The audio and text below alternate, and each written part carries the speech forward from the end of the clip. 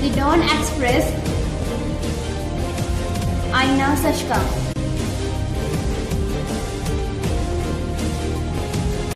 मैं Jagdish Tiwari the don Express में आपका स्वागत है। आशा है आप सब सुखी व स्वस्थ होंगे।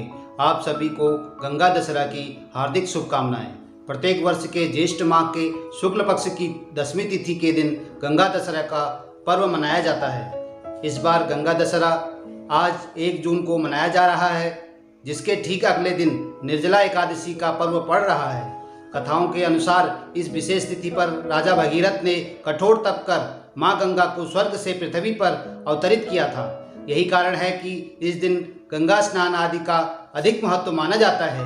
साथ ही इस दिन दान आदि करने से अक्षय पुण्य प्राप्त होता है।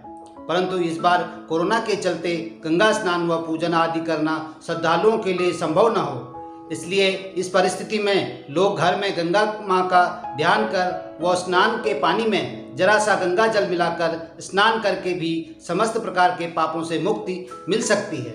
तो चलिए जानते हैं इस दिन स्नान आदि के अलावा क्या क्या करने से आपको अक्षय पुण्य की प्राप्ति होती है। गंगा दशहरा का पुण्य पाने के लिए घर में नहाने के पानी में गंगा जल की कुछ बूंदें डालकर स्नान करें। प्रातः स्नान के बाद किसी गरीब व्यक्ति को पानी से भरा हुआ घड़े का दान जरूर करें। कहा जाता है ज्येष्ठ मास में अधिक गर्मी होती है, इसलिए जल का दान करना अधिक शुभ माना जाता है। इसलिए हर किसी को इस दौरान ज़्यादा से ज़्यादा पानी का दान करना चाहिए। इसके अलावा इस दौरान मौसमी फल का दान करना भी अत्यंत शुभ माना जाता है। हमारे देश को तीज त्योहार का देश कहा जाता है, जहां आए दिन कोई न कोई त्यौहार या उत्सव मनाया जाता है। ऐसे ही एक त्यौहार है गंगा दशहरा। इस त्यौहार को गंगा के पृथ्वी पर अवतरण के रूप में भी मनाया जाता है। ऐसा माना जाता है कि पवित्र गंगा पृथ्वी आने से ये शुद्ध हो गई और इसे दिव्य ऊर्जा प्राप्त हुई। ये त्यौहार 10 दिनों तक चलता है। गंगा दशहरा निर्जला एकादशी के दिन पहले एक शुरू होता है। गंगा दशहरा पवित्र गंगा की क्षमता से 10 पापों को शुद्ध करने की स्थिति को दर्शाता है, जो कि कार्यों, भीषण और विचारों से संबंधित है।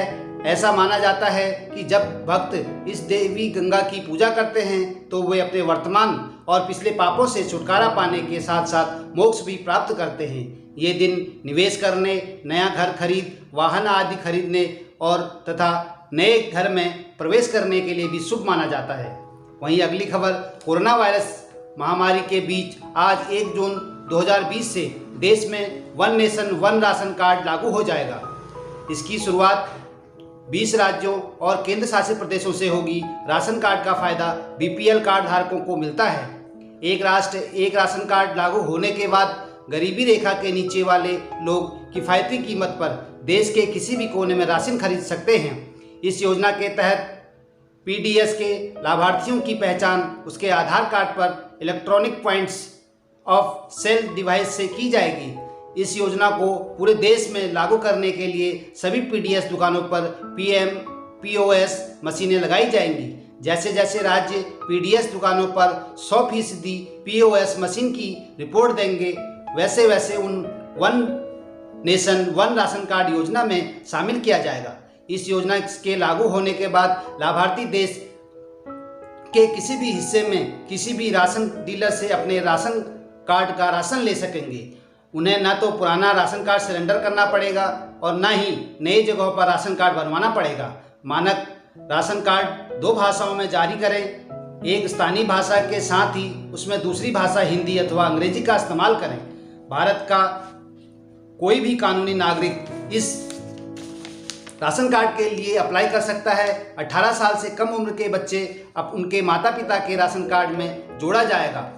इस राशन कार्ड धारकों को 5 किलो चावल 3 रुपये किलो की दर से गेहूं और 2 रुपये किलो की दर से मिलेगा।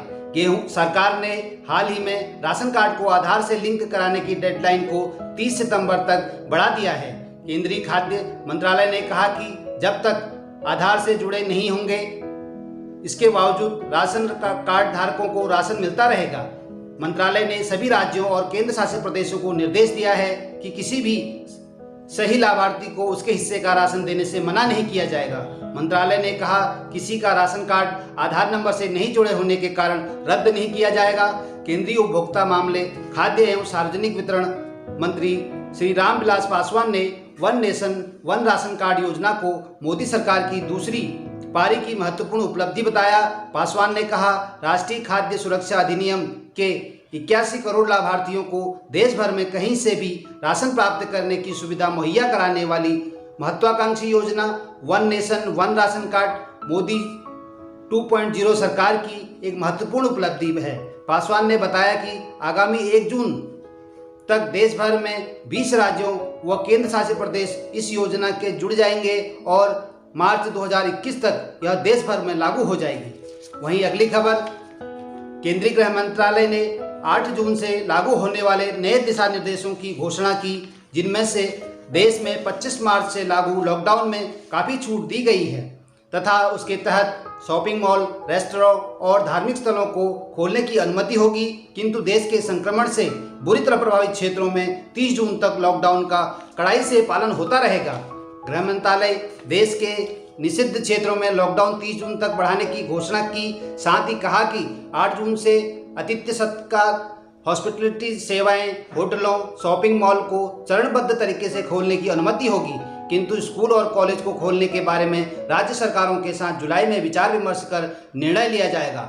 लॉकडाउन के बाद देश को चरणबद्ध तरीके से खोलने की दिशा में कदम बढ़ाते हुए केंद्र ने कहा कि सार्वजनिक धार्मिक स्थलों, होटलों, रेस्टोरेंट, शॉपिंग मॉल और अन्य अतिथि सत्कार सेवाएं भी 8 जून से शुरू हो जाएंगी। केंद्रीय गृह मंत्रालय ने केंद्रीय स्वास्थ्य मंत्रालय से कहा कि वह अन्य मंत्रालयों, विभागों और संबंधित लोगों तथा प्राधिकरणों के साथ सलाह करके इन क्षेत्रों को खोलने के लिए मानक संचालन प्रक्रिया तय करे, ताकि सामाजिक दूरी के नियमों का पालन हो सके और कोरोना वायरस संक्रमण का प्रसार रुके। दूसरे चरण में स्कूलों और कॉलेजों सहित शिक्षण संस्थानों को राज्यों तथा केंद्र शासित प्रदेशों की सलाह से जुलाई में खोलने का फैसला लिया जाएगा और इस बीच ये संस्थान के स्तर पर अभिभावक तथा अन्य संबंधी पक्षों से साथ इस विषय पर चर्चा करेंगे। आदेश में कहा गया कि सामाजिक, राजनीतिक, खेल, मनोरंजन, संस्कृति और धार्मिक सहित अन्य बड़े आयोजन भी बंद रहेंगे। इसमें कहा गया है कि इनसे संबंध में फैसला परिस्थिति का आकलन करने के बाद तीसरे चरण में लिया जाएगा। गृह मंत्रालय ने कहा कि निषिद्ध क्षेत्र को पूरी तरह सील रखा जाएगा और वहां सिर्फ आवश्यक गतिविधियों की अनुमति होगी। मंत्रालय ने यह भी कहा कि राज्य के भीतर और अंतर्राज्यीय आवाजाही पर कोई प्रतिबंध नहीं होगा। साथ ही उन्होंने कहा कि या माल ढुलाई वाहनों को ऐसी यात्राओं के लिए किसी विशेष पास की आवश्यकता नहीं होगी। जारी दिशा निर्देश में कर्फ्यू के वक्त में ढील दी गई और इसका समय बदलकर रात 9 बजे से सुबह 5 बजे तक तय कर दिया गया। इस दौरान आवश्यक सेवाओं से जुड़े लोगों के अलावा देश भर में कोई अन्य लोगों का बाहर निकलने पर पाबंदी होगी। वहीं अगली खबर, संयुक्त राष्ट्र सुरक्षा परिषद ने कोरोना वायरस संक्रमण को देखते हुए अपनी 5 अस्थायी सीट के लिए अगले महीने नई चुनाव प्रक्रिया के तहत चुनाव कराने का निर्णय किया है और एशिया प्रांत सीट के लिए इकलौता दावेदार होने के कारण भारत को यह सीट मिलना तय है। महासभा ने शुक्रवार को कोरोना वायरस महामारी के दौरान पूर्ण बैठक के बिना गुप्त मतदान द्वारा चुनाव कराने की प्रक्रिया संबंधी एक निर्णय को अपनाया है। इस फैसले के अनुसार सुरक्षा परिषद के स्थायी सदस्यों का चुनाव तथा आर्थिक और सामाजिक परिषद के सदस्यों का चुनाव पूर्ण सत्र के बगैर जून 2020 में कराया जाएगा। 5 स्थायी सदस्यों के लिए 2021-2022 सत्र के लिए चुनाव 17 जून को होने थे। भारत स्थायी सदस्य सीट का उम्मीदवार है और एशिया प्रांत में से इकलौता उम्मीदवार होने के नाते उसकी जीत तय है। वहीं अगली खबर, कोरोना वायरस की रोकथाम के लिए लॉकडाउन लागू के बीच प्रधानमंत्री नरेंद्र मोदी ने रविवार को 65वीं बार मन की बात की। हर महीने के अंतिम रविवार को आने वाले इस कार्यक्रम में प्रधानमंत्री नरेंद्र मोदी ने कोरोना वॉरियर्स, कोरोना योद्धाओं, बंगाल में सुपर साइक्लोन अम्फान, खेतों में टिड्डियों के हमले समेत तमाम मुद्दों पर देश को संबोधित किया। पीएम मोदी ने कहा कि कोरोना को लेकर हमारे देश के लैब में हो रहे वैक्सीन पर काम को लेकर पूरी दुनिया की नज़र है। प्रधानमंत्री ने कहा कि कोरोना पर बिल्कुल भी ढिलाई नहीं बरतनी चाहिए, इसके खिलाफ भारत मजबूती से लड़ाई लड़ रहा है। प्रधानमंत्री ने कहा, प्रवासी मजदूरों को देखते हुए नए कदम उठाना जरूरी हो गया है, उस दिशा में आगे बढ़ रहे हैं। कहीं माइग्रेशन कमीशन बनाने की बात कही केंद्र सरकार के फैसलों से रोजगार मिलने वाले हैं। ये फैसले आत्मनिर्भर भारत के लिए हैं। प्रधानमंत्री मोदी ने कहा कि गांव में हमारी बेटियां हजारों की संख्या में मास्क बना रही है। कितने ही उदाहरणों रोजाना दिखाई और सुनाई देते हैं। लोग अपने प्रयासों के बारे में मुझे नमो ऐप के जरिए बता रहे हैं। कई बार मैं समय की कमी के चलते नाम नहीं ले पाता हूँ। ऐसे सभी लोगों की मैं प्रशंसा करता हूँ। प्रधानमंत्री ने कहा इस दौरान पढ़ाई के क्षेत्र में भी कई अलग अलग इनोवेशन शिक्षकों और छात्रों ने मिलकर किए हैं। ऑनलाइन क्लासेस शुरू किया गया है। कोरोना की दवा पर हमारी लैब में जो काम कर रहा है उस पर पूरी दुनिया की नज़र है। प्रधानमंत्री ने कहा कि कोरोना संकट के इस समय में योग आज इसलिए भी ज़्यादा अहम है क्योंकि वायरस हमारे रेस्पिरेटरी सिस्टम को सबसे अधिक प्रभावित करता है। योग में तो इसको मजबूत करने वाले कई तरह के प्राणायाम हैं जिसका असर हम लंबे समय से देखते आ रहे हैं। प्रधानमंत्री ने कहा कि कोरोना वायरस के खिलाफ लड़ाई का रास्ता काफ़ी लंबा है। इस दौरान हम सभी नई चुनौतियों का सामना कर रहे हैं। प्रधानमंत्री ने कहा कि हमारे डॉक्टर्स, नर्सिंग स्टाफ, सफाई कर्मी, पुलिसकर्मी, मीडिया के सब साथी सेवा कर रहे हैं जो इस कार्य में लगे हुए हैं। वहीं उनकी चर्चा मैंने कई बार की है। मन की बात में भी उनका जिक्र किया है। सेवा में अपना सब कुछ समर्पित कर देने वाले लोगों की संख्या अनगिनत है। मन की बात कार्यक्रम में प्रधानमंत्री मोदी ने देशवासियों के नाम अपने संबोधन में आयुष्मान भारत योजना का जिक्र किया। आप भी जानिए आयुष्मान भारत योजना में आप कैसे रजिस्ट्रेशन कराकर लाभ उठा सकते हैं। बता दें कि प्रधानमंत्री नरेंद्र मोदी द्वारा देश के गरीबों को मुफ्त में चिकित्सा सुविधा प्रदान करने के लिए शुरू की गई आयुष्मान भारत योजना के लाभार्थियों की संख्या 1 करोड़ को पार कर गई है। आयुष्मान भारत योजना के तहत गरीब परिवारों को 5 लाख रुपए सालाना की मुफ्त चिकित्सा सुविधा दी जाती है। आयुष्मान योजना से संबंधित जानकारी हासिल करने के लिए केंद्र सरकार ने निःशुल्क हेल्पलाइन नंबर 14255 जारी किया है। कोई भी व्यक्ति इस हेल्पलाइन नंबर पर कभी भी कॉल करके जानकारी हासिल कर सकता है। इस हेल्पलाइन नंबर पर हिंदी और अंग्रेजी के अलावा अन्य कई प्रमुख भाषाओं में जानकारी मिल पाएगी। साभार, Dailyhunt and Daily Home. धन्यवाद। The don express.